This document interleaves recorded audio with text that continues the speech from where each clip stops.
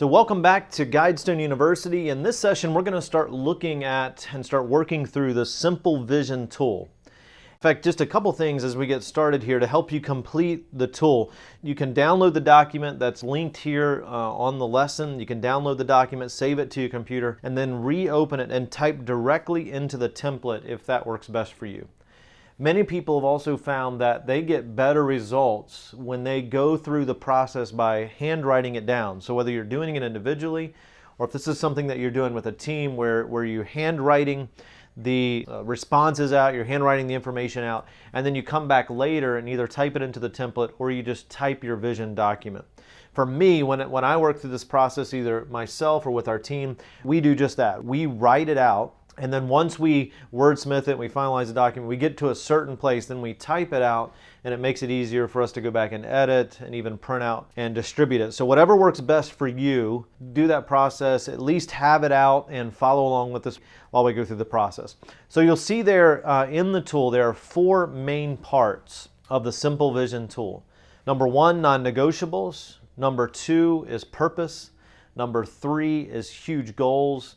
And then number four is details. So in this session, we're going to start with non-negotiables. There are three key things that are parts of vision. I mean, every person is looking for when they come to join an organization, or as they join an organization, or they want to learn more about the organization. They're asking three key questions. First of all, they're asking, what is it that we belong to?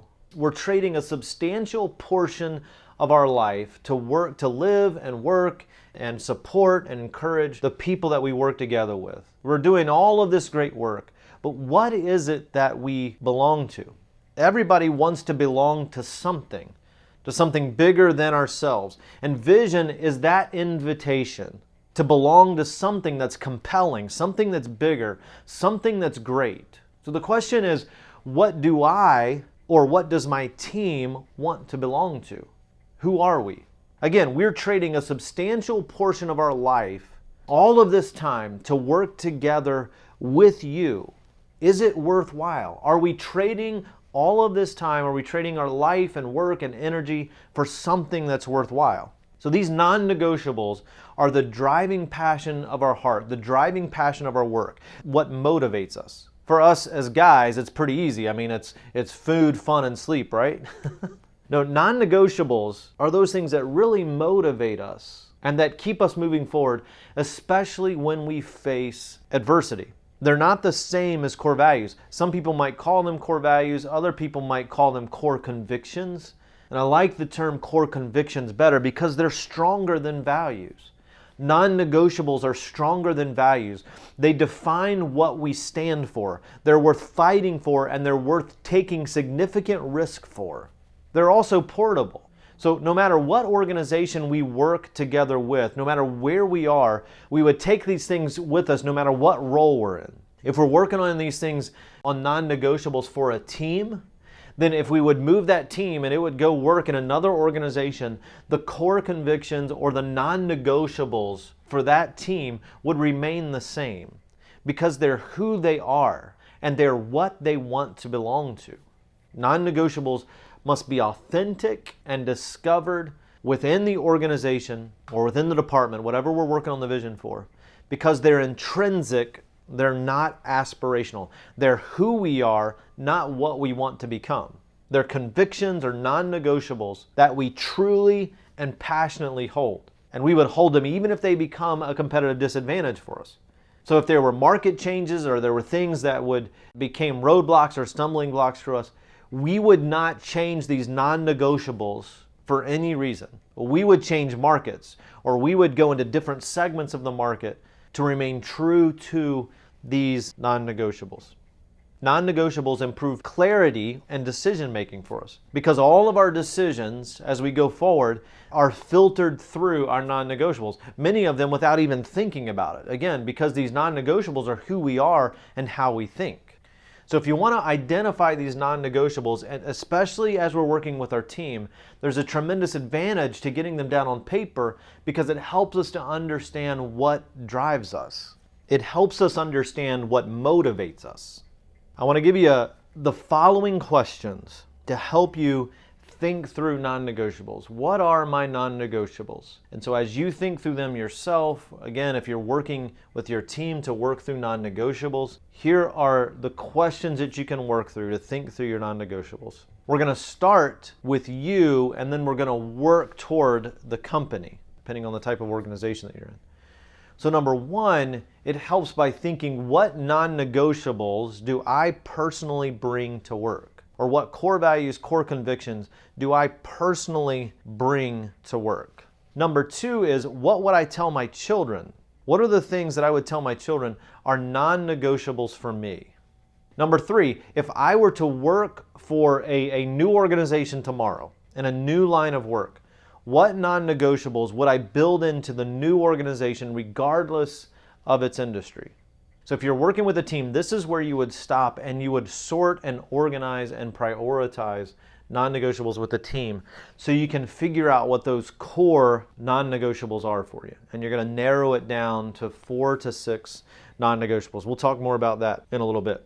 Then the fourth question, if I woke up tomorrow with enough money to retire, would I continue to live these non-negotiables? So as you prioritize them and to help you prioritize them, you ask, if I woke tomorrow with enough money to retire or enough money to leave the marketplace, to leave the industry, would I continue to live out these non-negotiables no matter what I was doing? Number 5, if circumstances changed and they penalized me or they penalized us for holding these non-negotiables, would we still keep them? Would we still be true to them?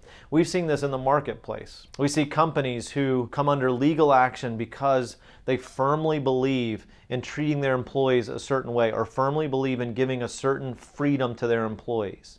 And some of these are liberal policies, some of them might be more conservative policies. But they would rather close their doors or they would rather face legal action than compromise their non-negotiables. Number 6, can I envision them being as valid for me in 20 years as they are today? And that really helps us to determine, is this really a core non-negotiable? Is this really non-negotiable for me? So that 20 years from now, it's still going to be as valid as it is today. And the number 7, would I hold these non-negotiables even if one or more of them became at a competitive disadvantage in the marketplace? Even if other companies started passing us by or had an advantage, a competitive advantage on us, would we still hold to these non-negotiables? So let me give you a couple examples. Here's Philip Morris. If you remember the Philip Morris companies, hard work and continuous self-improvement. Sony, a Sony company, elevation of the Japanese culture and national status. So here's a company that not only wanted to be competitive themselves in their marketplace, but they really wanted to make a significant difference for Japanese culture and national status. Another one of their non-negotiables, being a pioneer, not following others. Another one from Sony, doing the impossible. A fourth one from Sony, encouraging individual ability and creativity.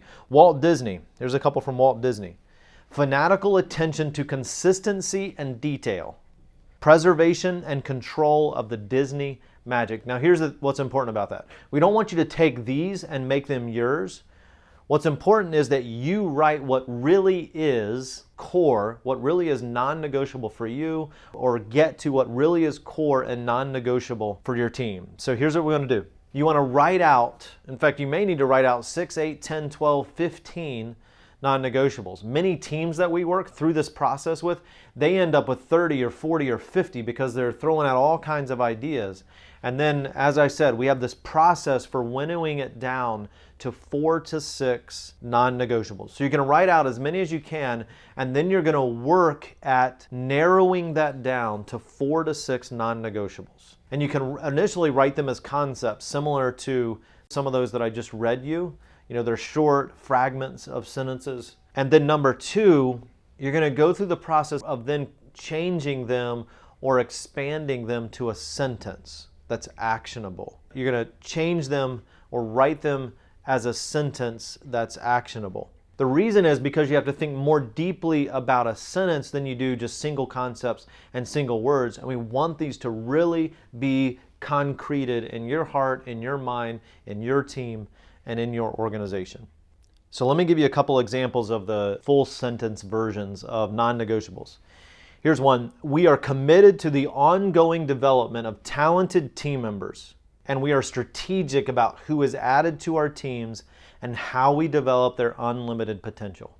So the concept would be talented team members or developing talented team members, but the sentence says we are committed to the ongoing development of talented team members and we're strategic about who's added to the team and how we develop their unlimited potential. You see that? Here's one more. We maintain simplicity in our processes and procedures and focus on delivering wow experiences through great service. So there's really two concepts there, simplicity and then wow experiences, okay? And in fact, with this organization, those could be two separate non-negotiables. They could separate those out. But the sentence, rather than just having those things and people having to wonder about what that means, they've been clarified as they developed them into a sentence. We maintain simplicity in our processes and procedures and focus on delivering wow experiences through great service. Okay, and then one more. We are committed to making great decisions based on solid research and data. So they could just say great decision making, or they could just say the importance of research and data. But they chose to expand it because they know, just like you and I do, that there's a temptation to base decisions on anecdotal data, how we feel or what we think. And so they thought it was important, and I agree that to write it out, we are committed to great decisions based on solid research and data. So again, here's what we're going to do. We're going to list out as many concepts as we need to and then narrow them down to 4 to 6 non-negotiables. And then we're going to write each one of them. Once we've narrowed them down, we're going to write each one of them as a sentence. Sound good? All right, we'll see you in the next session. We go over the second part of creating simple vision.